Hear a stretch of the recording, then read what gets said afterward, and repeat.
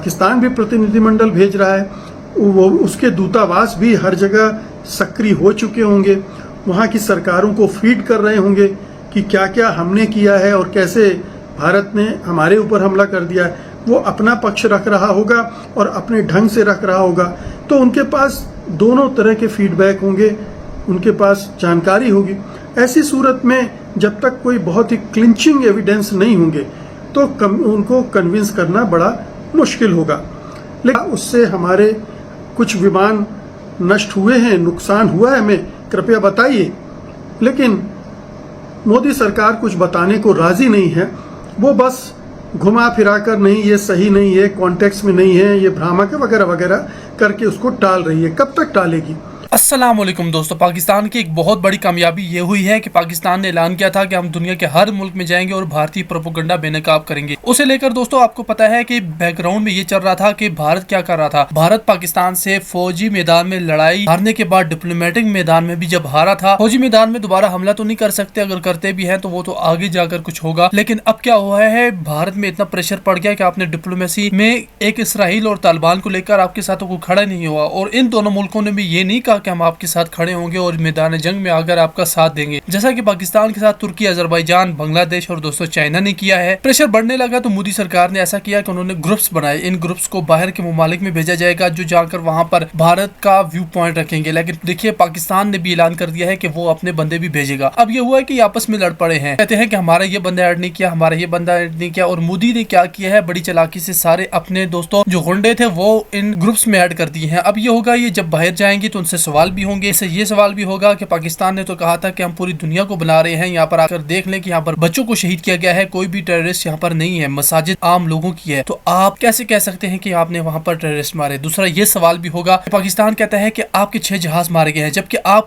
जब पूछते हैं अपनी हुकूमत से, हुकूमत कहती है कि हमें अब नहीं बताना, ना वो डिनाई करते हैं ना वो एक्सेप्ट करते हैं। ये भी सवाल होगा। ये भी होगा कि आपने तो अपने मुल्क में मुसलमानों को इतना बुरा मारा हुआ है। अभी दोस्तों एक बंदे ने ये पोस्ट लगा दी थी कि हमारे जहाज क्रैश हुए हैं, तो आप हमें बताइए। इस एक्सेप्टेंस से ये होगा कि हम अपने आप को इम्प्रूव करेंगे। उसका नाम अली था और दोस्तों से उठाकर जेल में फेंक दिया गया है और उस पर गद्दारी के मुकदमात डाल दिए गए हैं, तो इस पर भी सवाल होगा। यानी ये बाहर जाएंगे और इस मकसद से जा रहे हैं कि पाकिस्तान को एक्सपोज करेंगे। लेकिन देखिए कि ये पाकिस्तान को एक्सपोज करने के बजाय दोस्तों कश्मीर को यूनिवर्सल इशू बना कर आएंगे, और पाकिस्तान तो खुद जा ही रहा है। हमारे पास बड़े एविडेंस है, हमारे पास सब कुछ है, और दोस्तों पूरी दुनिया की अखबारें हमारे पास खड़ी हैं। सभी को पता है कि पाकिस्तान ने कितना ठोका है, और जाकर इन्होंने ट्रम्प महादेवा से दोस्तों वहां पर उसकी पूजा करके सीज फायर करवाया था, नहीं तो फिर पाकिस्तान ऐसा ठोकता इन्हें। ये भी दोस्तों सोशल मीडिया पर खबर चल रही है, मैं इसे करेक्ट तो नहीं कह सकता कि पाकिस्तान ने कुछ सियालकोट से आगे भारतीय इलाका भी कब्जा किया हुआ है और काफी सारा इलाका है, लेकिन ये भी कोई अनकन्फर्म न्यूज है जो फेसबुक पर बहुत ज्यादा फैली हुई है। दोस्तों आप इसे कंफर्म कीजिएगा कि ये ठीक है या गलत है। बाकी आपका इस वीडियो के बारे में क्या कहना है, चलिए आगे भी आपको सुनाता हूँ, मुलाहिजा करें। लेकिन वीडियो को लाइक करने के साथ साथ चैनल को सब्सक्राइब करें, घंटी पर भी क्लिक कीजिएगा।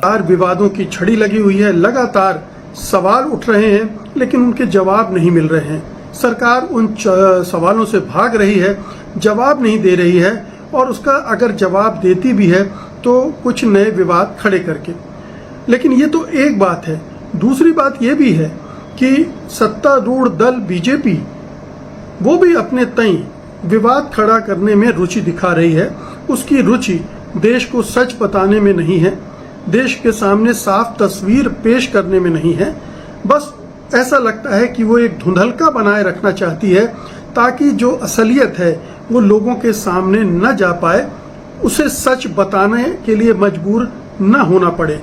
और ये हम युद्ध विराम में, जिस तरह से युद्ध विराम हुआ, जिन शर्तों पर हुआ, जिस तरह से डोनाल्ड ट्रंप ने दखलंदाजी की, उसमें भी देख रहे हैं। और उसके बाद से लगातार कुछ ना कुछ ऐसे बयान आते जा रहे हैं, जैसे हमने अभी जयशंकर के बयान की चर्चा की थी कि कैसे उन्होंने कह दिया कि हमने तो पाकिस्तान को पहले ही इसकी सूचना दे दी थी कि हम हमला करने जा रहे हैं, और उसके बाद फिर जाहिर है कि सूचना देकर तो युद्ध किया नहीं जाता है, तो वो एक विवाद खड़ा हो गया। लेकिन उसका जवाब आज तक सही जवाब नहीं मिला। इसीलिए कांग्रेस पार्टी के नेता राहुल गांधी भी लगातार हमले पर हमले कर रहे हैं और इसे अपराध बता रहे हैं, विनाशकारी बता रहे हैं, निंदनीय बता रहे हैं। पूछ रहे हैं कि ये जो सूचना आपने दी थी, क्या उससे हमारे कुछ विमान नष्ट हुए हैं, नुकसान हुआ है हमें, कृपया बताइए। लेकिन मोदी सरकार कुछ बताने को राजी नहीं है। वो बस घुमा फिरा कर नहीं, ये सही नहीं है, कॉन्टेक्स्ट में नहीं है, ये भ्रामक है वगैरह वगैरह करके उसको टाल रही है। कब तक टालेगी? एक तरफ ये है, दूसरी तरफ विवाद दूसरे तरह के हैं। जैसे मध्य प्रदेश के मंत्रीगण जिस तरह की मामले उछाल रहे थे, या जो हमारे विदेश सचिव हैं विक्रम मिश्री, उनके और उनके परिजनों के खिलाफ जो अभियान चलाया गया, वो विवाद है। लेकिन एक नया विवाद जिसकी चर्चा आज मैं करने जा रहा हूं आपसे, वो है सर्वदलीय प्रतिनिधि मंडल को लेकर। अब भारत ने, मोदी सरकार ने तय किया, और अच्छी बात थी, ये एक अच्छा कदम माना जाता कि दुनिया भर में अपने प्रतिनिधि मंडल भेजकर देशों को बताया जाए कि पाकिस्तान किस तरह से भारत में दखलंदाजी कर रहा है। एक अच्छा मूव होता सरकार की तरफ से। लेकिन उस सर्वदलीय प्रतिनिधि मंडल को लेकर ही उसने इतने विवाद खड़े कर दिए हैं कि अब उस पर भी एक बड़ा सवालिया निशान लग गया है। अब 7 प्रतिनिधि मंडल भेजे जा रहे हैं, 59 सदस्य होंगे, 36 देशों का वो दौरा करेंगे। लेकिन उसका हासिल क्या होगा जब देश के अंदर विपक्षी दल आपस में गुत्थम गुत्था है, और ये गुत्थम गुत्था आपस में विपक्षी दल नहीं, सत्ता पक्ष और विपक्ष के बीच एक जबरदस्त संघर्ष शुरू हो गया है इसी सर्वदलीय प्रतिनिधि मंडल को लेकर। और इसकी सूत्रधार और कोई नहीं, मोदी सरकार है। जिस तरह से उसने इस प्रतिनिधि मंडल के लिए सदस्य चुने हैं मनमाने ढंग से, वो अपने आप में एक मिसाल है ये बताने की कि ये सरकार विपक्ष को साथ लेने में जरा भी दिलचस्पी नहीं रखती। वो ये चाहती है कि सरकार उसके पीछे, विपक्ष उसके पीछे चले, उसके कहने पे चले, इसीलिए वो मनमानी कर रही है। एक तरफ तो ये कहा जा रहा है कि ऐसे संकट के वक्त सारे दलों को दूसरे मतभेद भुलाकर राष्ट्र हित में एकजुट रहना चाहिए। लेकिन जब विपक्षी दल पूरा समर्थन देते हैं, सहयोग करने का वादा करते हैं, तो सत्तारूढ़ दल मोदी सरकार उसे टेकन फॉर ग्रांटेड लेती है, उसकी कदर नहीं करती है, और उस जो सहमति बनी उसको तोड़ने की कोशिश कर देती है। जैसा कि हम देख रहे हैं, शशि थरूर को उन्होंने उठा के ले लिया, दूसरे दलों से भी मनमाने ढंग से प्रतिनिधि ले लिए, और एक अधकचरा प्रतिनिधि मंडल बनाया है जिसमें योग्य लोगों की बहुत कमी है। जाहिर है कि विपक्षी दलों में इसको लेकर असंतोष है। कांग्रेस तो असंतुष्ट है ही, वो अपना असंतोष इसलिए जाहिर नहीं कर रही है कि फिर ये कहा जाएगा कि शशि थरूर को ले लिया। मोइत्रा हैं, डेरेक ओब्रायन हैं, और भी गंभीर लोग हैं, और ऐसे लोग हैं जो अंतर्राष्ट्रीय मंचों पर भारत का पक्ष अच्छे से रख सकते हैं, लेकिन उनको अनदेखा कर दिया गया, क्योंकि ये जो प्रतिनिधि मंडल है वो विपक्ष को नीचा दिखाने के लिए बनाया गया। ये बाहर जाकर बहुत अच्छे से भारत का पक्ष रख सके, ये इसका उद्देश्य नहीं है। उसका उद्देश्य है कि विपक्षी दलों को कैसे कमतर दिखाया जाए, उनको कैसे दरकिनार किया जाए, उनको किनारे लगाया जाए, और अपने मनमाने ढंग से कुछ लोगों को चुनकर उपकृत किया जाए और उनको विदेशी दौरे करवाए जाएं। तो जब ये उद्देश्य भारत सरकार का हो जाएगा, तो आप समझ सकते हैं कि सर्वदलीय प्रतिनिधि मंडल बाहर किस कॉन्फिडेंस के साथ, किस विशेषज्ञता के साथ बात कर पाएगा, अपनी बात रख पाएगा। मुझे तो लगता है कि ये सर्वदलीय प्रतिनिधिमंडल भेजने का दांव कहीं उल्टा ना पड़ जाए, कहीं ये बैकफायर ना कर जाए। क्योंकि एक तो ये है कि जो विभाजन है सत्ता पक्ष और विपक्ष के, जो यहाँ स्थिति है, ये जिन देशों में जा रहे हैं वो उन देशों को पता चल जाएगा, क्योंकि उन देशों के दूतावास रोज बरोज इनसी खबरें अपने देशों को भेजते हैं, और वहाँ प्रॉपर ब्रीफिंग होगी कि ये प्रतिनिधि मंडल जो आ रहा है वो किस तरह का है, भारत में राजनीतिक परिस्थितियाँ किस तरह की हैं, ये सब ब्रीफ की जाएंगी। जो भी वहाँ पर काउंटर पार्ट होंगे जिनसे मुलाकात होगी इस प्रतिनिधि मंडल की, उसमें उनको उस बैकग्राउंड के साथ जब इनसे मिलेंगे तो इनको कितनी तवज्जो दी जाएगी, कितना महत्व दिया जाएगा, इनकी बात कितने गौर से सुनी जाएगी, इसमें बहुत बड़ा संदेह पैदा हो रहा है। तो एक तो ये है, दूसरा ये कि भारत में जो परिस्थितियां हैं धार्मिक सहिष्णुता को लेकर, भेदभाव को लेकर, वो अब अंतर्राष्ट्रीय सुर्खियां बन चुकी हैं। यही इसी वक्त युद्ध विराम के बाद हमने जो मंजर देखा है, जिसका जिक्र हल्का सा मैंने किया है कि कैसे मध्य प्रदेश के मंत्रियों ने किया विक्रम मिश्री के परिवार के साथ, और एक और घटना घट गई जिसमें अशोका यूनिवर्सिटी के वगैरह, इंडोनेशिया, मलेशिया, इन सब में ये किस मुंह से बात करेंगे ये प्रतिनिधिमंडल, क्योंकि हमारे देश में जो विभाजन हो गया है धार्मिक हिंदू मुस्लिम का, और ये सरकार करवा रही है, सरकार के देखरेख में ये सब चल रहा है, बीजेपी की राज्य सरकारें करवा रही हैं, ये सारी सूचनाएं बाहर पहुंच रही हैं, पहुंचाई जा रही हैं। ऐसे में सवाल ये उठेगा कि ये तो आपके आंतरिक मामला है जिसकी वजह से ये समस्याएं खड़ी हो रही हैं। कश्मीर में भी जो होम ग्रोन इंसर्जेंसी है वो एक बड़ी वजह है आतंकवादी हमलों की। ये सारे मसले उठेंगे, इनके जवाब ये प्रतिनिधिमंडल किस तरह से देंगे। सिर्फ ये कहने से नहीं हो जाता है कि इस प्रतिनिधिमंडल को ये एजेंडा दिया गया है कि कैसे वैश्विक मंचों पर पाकिस्तान को बेनकाब करना है, भारत में जो आतंकवाद फैलाया जा रहा है उसको लेकर हमारी सरकार जीरो टॉलरेंस की पॉलिसी अपना रही है, उसको वो उससे उनको वाकिफ कराना है, या ऑपरेशन सिंदूर की जो वैधता है जिस पर बहुत सारे प्रश्न चिन्ह खड़े किए जा रहे हैं उनको साबित करना है। तो अगर ये एजेंडे के साथ जा रहे हैं, और एजेंडा ये भी, अगर आपने पहलगाम हमले के बाद ये कहा पाकिस्तान ने करवाया है, लेकिन क्या इन प्रतिनिधिमंडलों के पास वो एविडेंस, वो सबूत होंगे जो वहां उनको कन्विंस करने के लिए जरूरत पड़ेंगे? क्योंकि जैसे आप प्रतिनिधिमंडल भेज रहे हैं वैसे ही पाकिस्तान भी प्रतिनिधिमंडल भेज रहा है, वो उसके दूतावास भी हर जगह सक्रिय हो चुके होंगे, वहाँ की सरकारों को फीड कर रहे होंगे कि क्या क्या हमने किया है और कैसे भारत ने हमारे ऊपर हमला कर दिया है। वो अपना पक्ष रख रहा होगा और अपने ढंग से रख रहा होगा, तो उनके पास दोनों तरह के फीडबैक होंगे, उनके पास जानकारी होगी। ऐसी सूरत में जब तक कोई बहुत ही क्लिंचिंग एविडेंस नहीं होंगे तो उनको कन्विंस करना बड़ा मुश्किल होगा। लेकिन इससे भी बड़ा जो खतरनाक पक्ष है इस अभियान का, वो उस पर गौर किया जाना चाहिए, और वो मसला है कश्मीर के अंतर्राष्ट्रीयकरण का।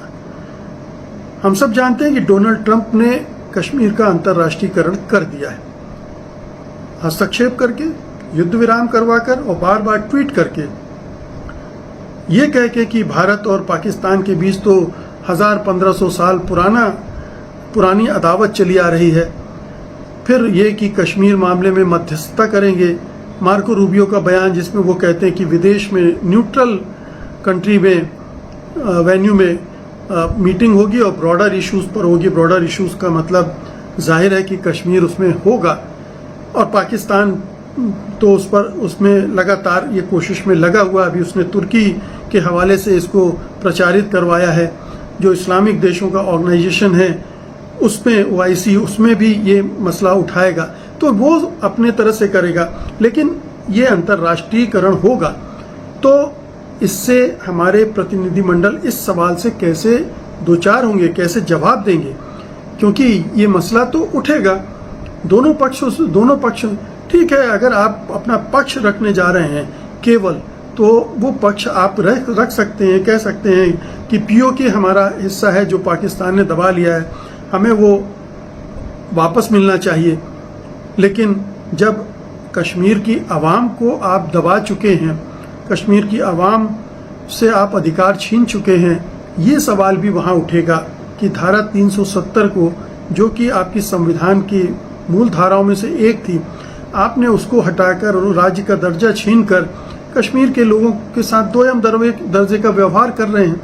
तो वहाँ गुस्सा हो रहा है, गुस्सा पैदा हो रहा है लोगों में, और इस तरह की घटनाएं हो रही। ये तर्क वहाँ आ सकता है। आप इससे स्वीकार करें या ना करें इसे, आप इससे सहमत हो या ना हो, लेकिन ये मुद्दे उठेंगे। तो ये सर्वदलीय प्रतिनिधिमंडल कहीं ऐसा ना हो कि कश्मीर के अंतर्राष्ट्रीयकरण का एक रास्ता खोल दें। यह रास्ता खुल गया है तो उसे चौड़ा कर दें। ये सर्वदलीय प्रतिनिधिमंडल जितने देशों में जाएंगे हर जगह वहां कश्मीर की बात उठेगी, कश्मीर का सवाल उठेगा। आतंकवाद के साथ साथ, पीओके के साथ साथ, पाकिस्तान के साथ साथ, तब भारत क्या करेगा? तो कहीं ऐसा तो नहीं है कि ये हमें उल्टा पड़ जाए ऐसे समय में। और चूंकि इसकी आशंकाएं इसलिए और बढ़ जाती हैं क्योंकि इस सरकार के पास कोई दूर का विजन नहीं है, दूर की दृष्टि नहीं है। वो बहुत ही संकुचित दृष्टि से अपने राजनीतिक स्वार्थों को ध्यान में रखकर चुनावी लक्ष्यों को हासिल करने के लिहाज से सारी चीजें करती है, जैसे ये कर रही है। अगर ये ना होता, अगर सर्वदलीय बैठक में इस तरह की गड़बड़ ना फैलाई होती सरकार ने, एक अच्छे माहौल में अच्छे लोगों के दल जाते जिसमें सारी पार्टियों की सहमति होती, तो नज़ारा कुछ और होता। तब भी रिस्क रहता अंतर्राष्ट्रीयकरण का, लेकिन तब वो जो प्रतिनिधि मंडल होते वो ज़्यादा कॉन्फिडेंट होते, ज़्यादा उत्साह के साथ, ज़्यादा विश्वास के साथ, ज़्यादा पूरी टीम की तरह काम करती। उसमें एक संदेह पैदा हो जाता है। अब सवाल उठता है कि ये जो सर्वदलीय बैठक का मामला है, ये अगर इस तरह का टर्न ले लेता है तो क्या भारत सरकार ने, मोदी सरकार ने इसका कोई फॉल बैक अरेंजमेंट कर रखा है? उसको काउंटर करने की कोई रणनीति है? मेरे ख्याल से उसके पास कोई रणनीति नहीं होगी। वो केवल फौरी रणनीतियों और फौरी योजनाओं के तहत आगे चलती है, जैसे उसके पास पाकिस्तान पर हमले की कोई रणनीति नहीं थी।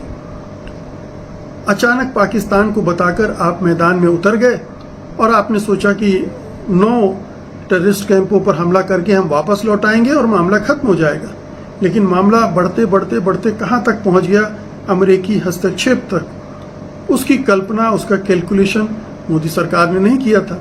सर्वदलीय दल या प्रतिनिधिमंडल जाकर जिस परिस्थिति में ये सारी चीज़ें करेंगे, अगर उससे कुछ सवाल खड़े होते हैं तो क्या इसका कैलकुलेशन मोदी सरकार ने किया होगा?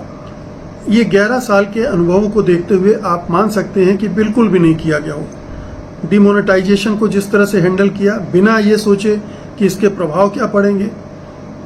कोरोना में लॉकडाउन अचानक घोषित करना, आप देख लीजिए क्या हुआ। जीएसटी की घोषणा करना, ये तमाम ऐसे कदम हैं जिनके प्रभाव दूरगामी हैं और जिनसे ये पता चलता कि ये सरकार दूर की सोच ही नहीं पाती, उसके पास दूर की दृष्टि है ही नहीं, और वो फौरी वाहवाही लूटने के लिए ये सब करती है। अच्छा, इस पूरे मामले का एक और पहलू है जिस पर हमें गौर करना चाहिए कि सर्वदलीय प्रतिनिधिमंडल भेजने का एक बड़ा मकसद मोदी सरकार का ये रहा है कि वो अपनी छवि चमकाना चाहती है, क्योंकि युद्ध विराम से उसकी छवि को जबरदस्त बट्टा लगा है, उसकी छवि ध्वस्त हो गई है, मटियामेट हो गई है, कहना चाहिए प्रधानमंत्री मोदी की भी और उनकी सरकार की भी।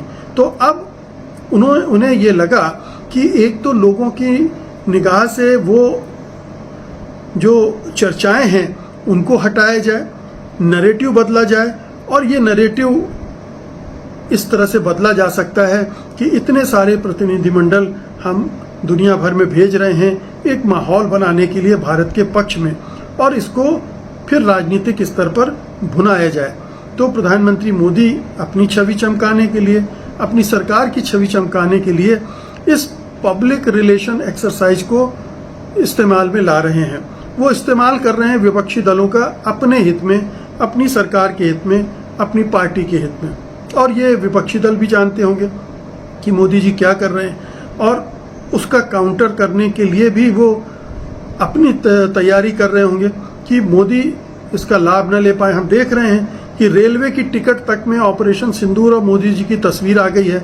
कितना घृणास्पद है, कितना लज्जित करने वाला है, कितना शर्मसार करने वाला है कि भारत का प्रधानमंत्री युद्ध विराम के 15 दिन गुजरने भी नहीं देता है और उसका फ़ायदा उठाने की कोशिश में जुट जाता है। बहुत जगह आपने कोरोना में देखा कि उन्होंने दवाइयों में भी अपनी तस्वीर छापनी शुरू कर दी थी।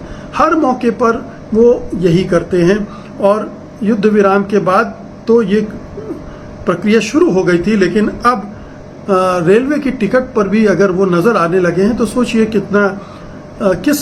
कितने नीचे स्तर तक जाकर ये सरकार इस तरह के हथकंडे इस्तेमाल में ला रही है। फौज का इस्तेमाल कर रही है, ऑपरेशन सिंदूर का इस्तेमाल कर रही है।